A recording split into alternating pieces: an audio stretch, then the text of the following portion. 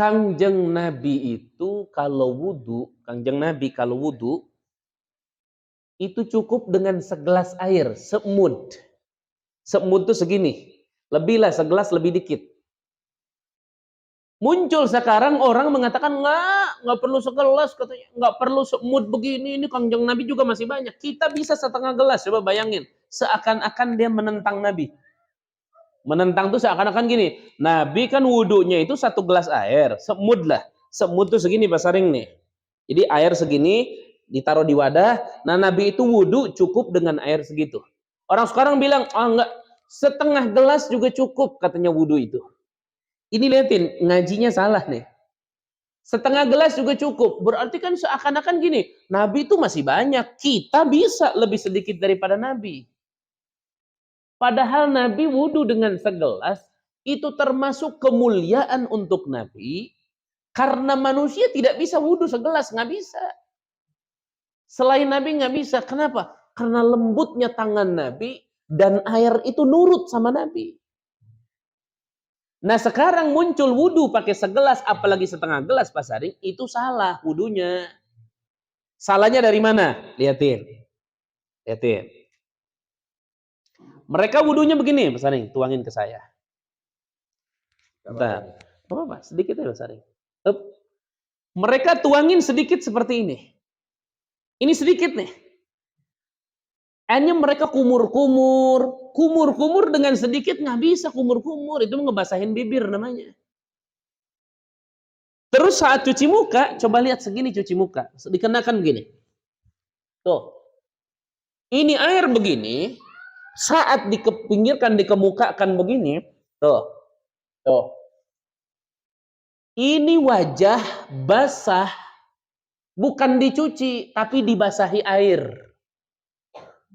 Maksudnya apa sih Ustadz dibasahi air? Kan cuci sama dibasahi kan sama. Perhatikan. Dalam berwudu itu disyaratkan anggota yang dicuci airnya itu harus mengalir.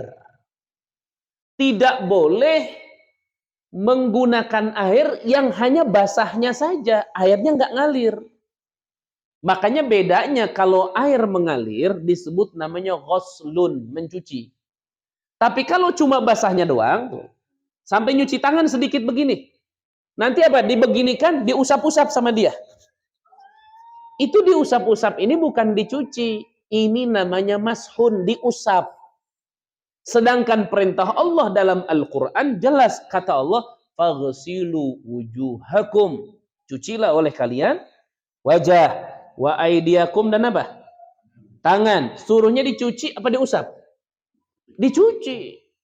Sedangkan dalam ilmu fikih yang namanya mencuci, airnya itu harus sayalan, harus mengalir.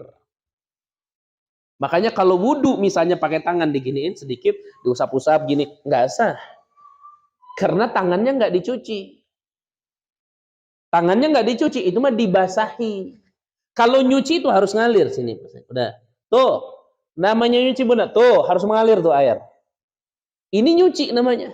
Cuman karena kulit kita kasar, sesendok 2 sendok tuh nggak cukup, mesti secauk baru cukup dia. Kenapa Nabi bisa wudhu dengan sedikit? Karena itu kemuliaan dan khususiyah dari Allah untuk Kangjeng Nabi Muhammad. Kalau selain Nabi nggak akan pernah bisa. Nah muncul sekarang Pak Saring orang wudhu dengan setengah gelas, bahkan segelas, karena cara wudhunya salah. Salahnya di mana? Mereka tidak mencuci muka, mereka tidak mencuci tangan, mereka tidak mencuci kaki, mereka hanya membasahi saja.